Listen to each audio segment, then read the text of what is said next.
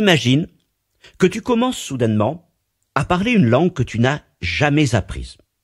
Est-ce que ça te troublerait ou est-ce que ça t'attirerait? C'est en tout cas ce que vivent encore aujourd'hui des millions de croyants de par le monde entier. Et ce phénomène s'appelle le parler en langue. Et il en est question plusieurs fois dans le Nouveau Testament. Pourtant, il est souvent mal compris et du coup ignoré, voire rejeté. Alors pourquoi donc ces chrétiens prient-ils de cette manière étrange? Est-ce utile, biblique, toujours d'actualité? Eh bien, c'est ce que nous allons découvrir dans cette série spéciale de podcasts intitulée « Ils parleront des langues nouvelles ». Car c'est ainsi que Jésus appelle le parler en langue à la fin de l'évangile de Marc au chapitre 16. Et nous allons explorer ensemble ce sujet à la fois mystérieux et controversé, et aussi source de grande bénédiction dans la vie chrétienne. Et tu vas découvrir que le parler en langue est un moyen de communication spirituelle que Dieu t'offre aujourd'hui encore pour prier avec puissance, louer d'une manière rafraîchissante et exprimer des paroles que Dieu veut t'adresser à son Église. Alors pour commencer, je veux te montrer que le parler en langue est un signe biblique et du royaume de Dieu.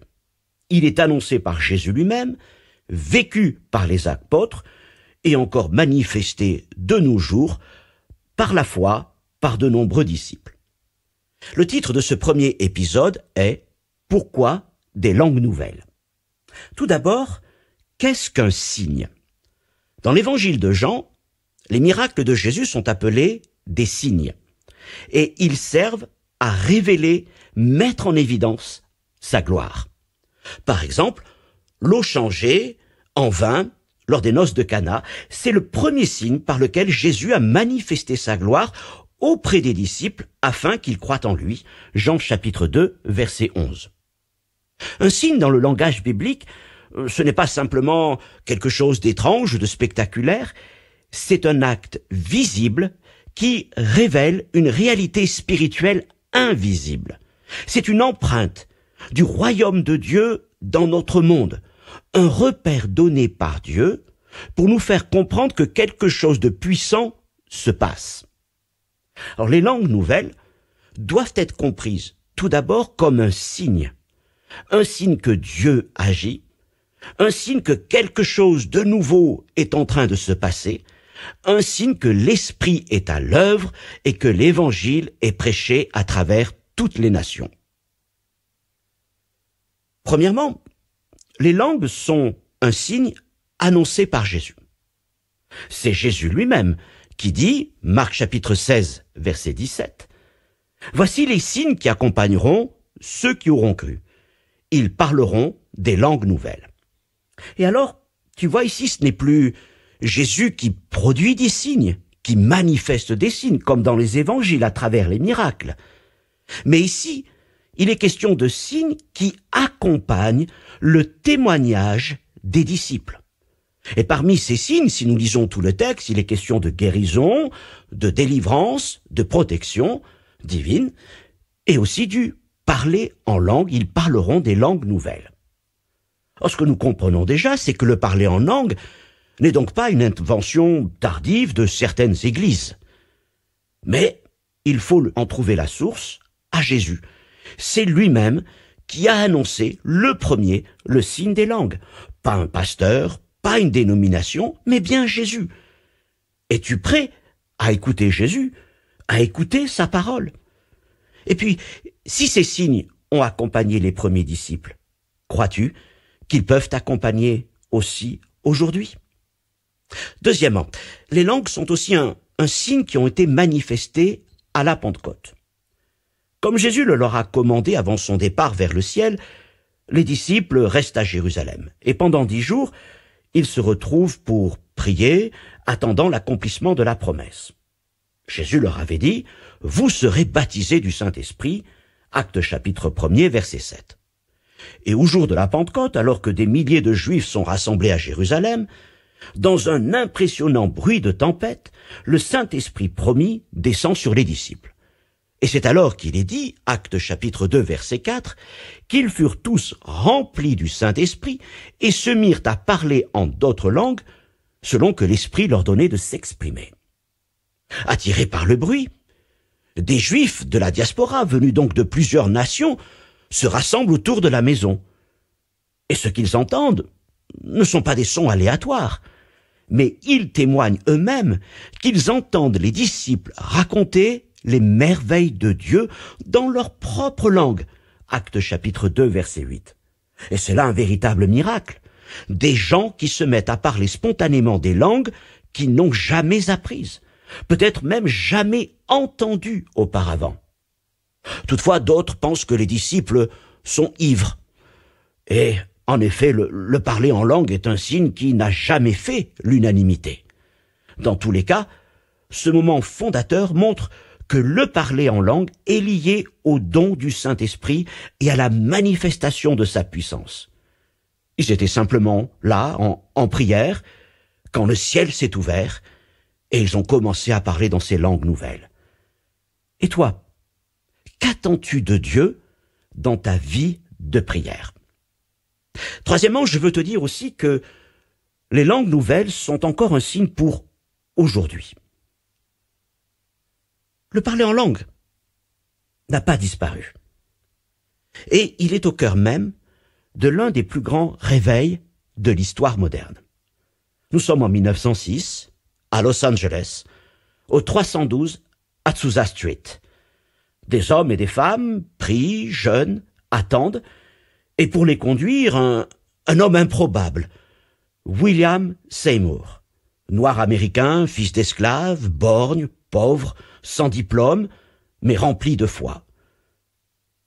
Un homme de Dieu, dans une Amérique encore largement ségrégationniste. Il prêche l'Évangile, juste l'Évangile, et le Saint-Esprit. Et le feu de l'Esprit tombe. Des pleurs, des cris de repentance, des miracles, des conversions, des paroles de prophétie et le signe des langues, comme à Jérusalem. Et ce moment devient le point de départ d'un mouvement mondial, le pentecôtisme moderne. Des milliers de missions sont lancées, des millions de croyants se lèvent, une très grande diversité locale, des cultures, des églises, des styles différents à travers les nations, mais une chose en commun, le parler en langue comme signe de l'effusion du Saint-Esprit. De nos jours, les églises pentecôtistes représentent plus de 600 millions de croyants à travers le monde. C'est le mouvement chrétien qui a connu la plus forte croissance au XXe siècle. Et au centre de cette croissance, une foi simple, une soif spirituelle, et puis le parler en langue, comme expression vivante du ciel sur la terre. Alors pour finir, nous disons aussi que les langues restent un signe mal compris. Aujourd'hui encore, le parler en langue dérange. Et certains le rejettent, d'autres le caricaturent, et beaucoup en fait n'en comprennent pas le sens. Pourtant, l'apôtre Paul dit clairement « N'empêchez pas de parler en langue » 1 Corinthiens 14, 39. Et le parler en langue n'est pas un phénomène marginal ou dépassé, c'est une grâce divine. C'est un signe spirituel, puissant, utile et pleinement actuel. Le problème, c'est que souvent, on le pratique sans l'enseigner. Résultat, on ne le comprend pas, on l'utilise mal, on le néglige et on finit par l'abandonner. Et c'est vrai que dans beaucoup d'églises, même de Pentecôte, il disparaît peu à peu, non seulement des cultes, mais aussi de la vie de prière personnelle des croyants. Pourquoi ? Bien parce qu'on s'est appuyé sur l'émotion, sur l'habitude, et parfois sur l'imitation. Et c'est là qu'on voit que quand une pratique spirituelle n'est pas suffisamment enracinée dans la parole de Dieu et comprise d'après elle, elle risque de finir par se perdre. Pratiquer pour pratiquer n'est pas suffisant. Il faut comprendre le sens de ces choses, le pourquoi, le comment, le but. Et c'est ce que nous verrons dans les prochains épisodes. Mais je veux finir en partageant avec toi mon témoignage. Un soir d'été, j'avais 14 ans. Nous étions en camp d'ado, une quarantaine de jeunes réunis. Mon père prêchait ce soir-là sur la promesse du Saint-Esprit. Et dès la fin du message, c'est comme si le ciel s'est ouvert au-dessus de nos têtes et l'Esprit est descendu sur nous comme un feu qui embrase une savane asséchée. Un premier à ma gauche s'est mis à parler en langue. Et puis, moi aussi je fus saisi, et puis tous les autres, et pendant de longues minutes, c'est comme si le ciel visitait cette salle. Et depuis ce jour, je n'ai jamais cessé de prier en langue, et je crois dans la puissance, dans l'importance et dans la beauté de ce signe. Pas parce qu'on me l'a appris, mais parce que je l'ai vécu et appris à comprendre à travers la parole de Dieu. Alors, es-tu prêt à entrer dans cette dimension? Ou veux-tu demander à Dieu de raviver ce signe dans ta vie? Je t'en prie, ne reste pas spectateur. Vis pleinement ce que Dieu veut te donner. Mais peut-être n'es-tu pas convaincu de l'utilité du parler en langue, voire de sa validité biblique. Alors je t'invite à me rejoindre pour le prochain épisode, dans lequel nous irons plus loin ensemble dans le livre des Actes, et tu verras que ce feu ne s'est pas arrêté à Jérusalem, qu'il a franchi les frontières, les cultures, les barrières, et qu'il continue encore aujourd'hui à se répandre. Alors reste connecté, abonne-toi, et surtout, lis la parole du Seigneur, médite-la, et demande à Dieu de te remplir de la soif de son esprit. À bientôt.